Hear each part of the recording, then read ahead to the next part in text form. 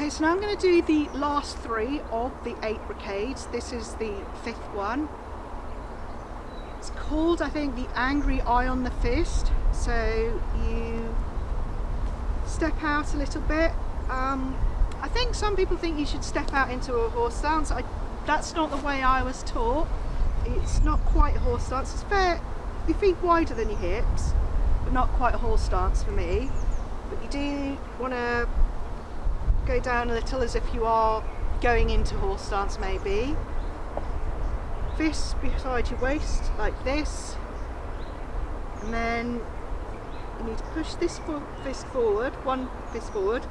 Keep looking at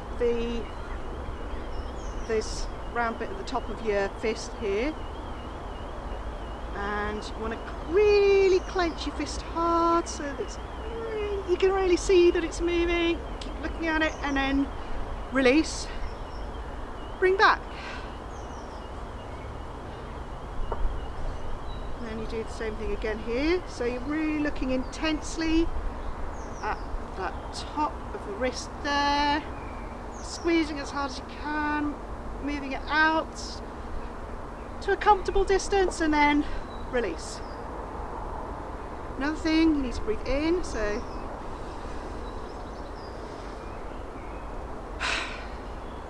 you don't need to do it as loudly as that. I was just trying to make it obvious what I was doing. So you breathe in.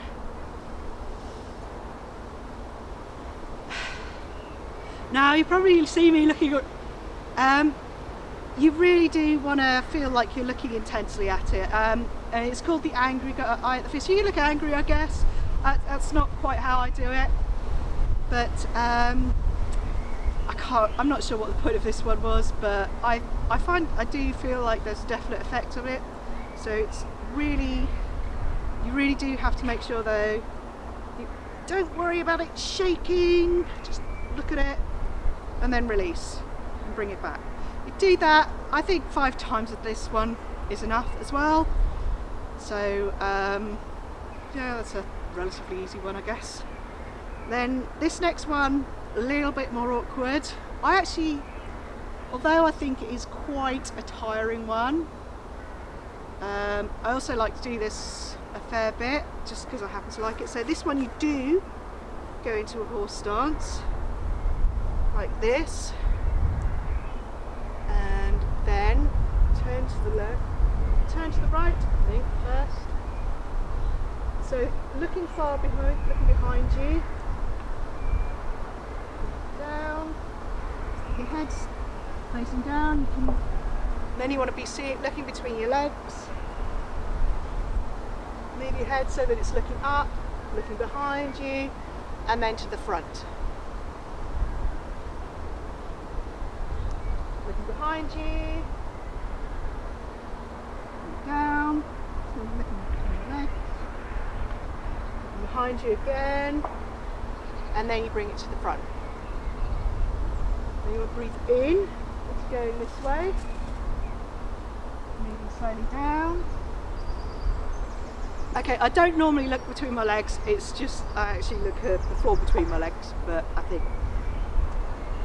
it's very important to make sure you need to have your head behind you as much as you can when you do this. So move, straighten this leg out so that you can move over as far as you can.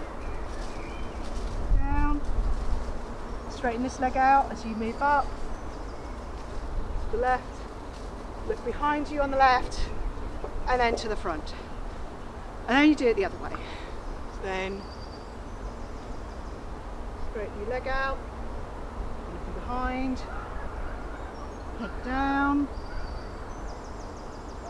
looking behind again, straighten back up into horse stance, and then you need to keep your hands on your knees at all times with this as well, and try not to fall over. I don't know, I might find that I find it a lot easier to do this than some people. I don't know. Don't feel like you have to really push yourself to do this. You know, if you feel like you're falling over, don't push yourself. And then you also need to breathe in as you're going this way. Breathe out as you go down. In as you're going up to there. Once you've got up to the shoulder, breathe out, relax back into your horse stance, facing forward, breathe in, bring your head down till you're about your knee, breathe out, breathe in,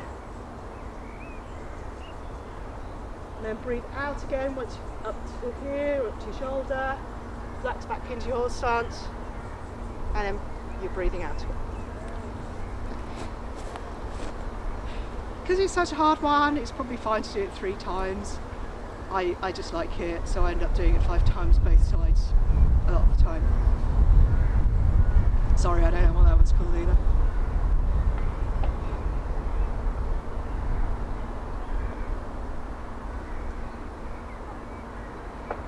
Need a bit of a rest. Okay, so this is the last one. Also don't know what it's called. Sorry. When you come out of this horse stance, you kind of need to be a bit careful about bringing yourself back up, so don't just snap back. You know, you want to kind of bring your heels and toes in like that, and bring yourself up a bit slowly. Try not to do any like really big sudden movements while you're doing this, basically. It's also just generally not a good idea to just snap out of horse stance very often, you know, unless you're doing a form or something, a kung fu form, full speed or whatever. Anyway, so again, back to your hips, your feet just under your hips like this. Hands out to the side, palms facing down. Bring them down until they're kind of skipping something off the ground. Bring them up to your chest height. Push them out.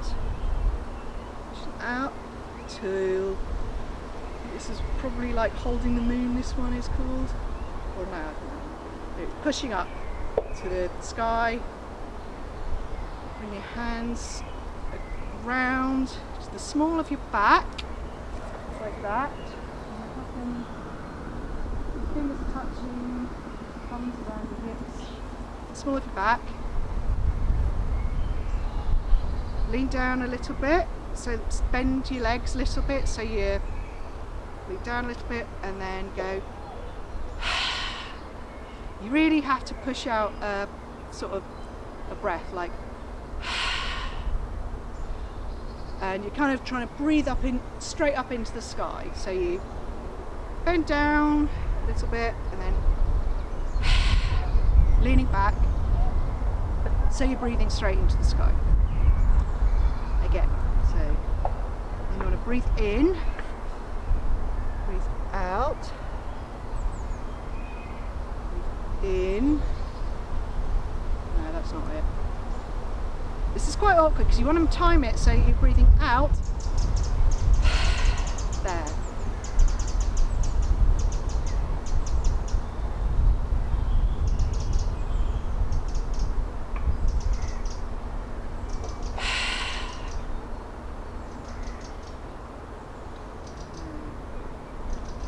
In, out, in, out, in.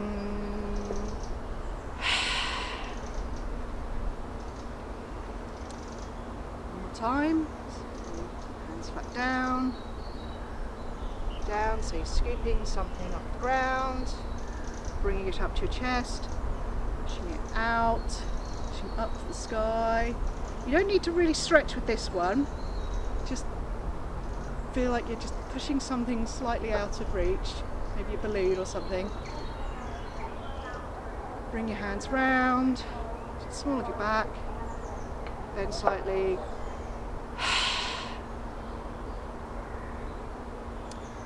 And that's it really. Again, I don't think you need to do that more than 5 times, 3 times is probably enough. That's a little bit more of a complicated one. Yeah, I do find